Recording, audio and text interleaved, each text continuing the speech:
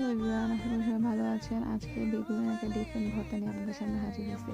তো বেগুনের ভর্তা বানানোর জন্য আমি বেগুনটাকে ভালো মতো তেল মাখিয়ে এটা পুড়ে নিচ্ছি। আর বেগুনটা পুড়ে গেলে এটাকে আমি ছোটো ছোটো টুকরা করে নিব, এটাকে আমার ম্যাশ করতে সুবিধা হবে। তো আমি অলরেডি এই যে ছোটো ছোটো টুকরা করে নিচ্ছি। এরপর আমি একটা বাটনা বলে যেটাকে, মানে এটার মাধ্যমে আমি বেগুনগুলোকে ভালো মতো ম্যাশ করে নিব।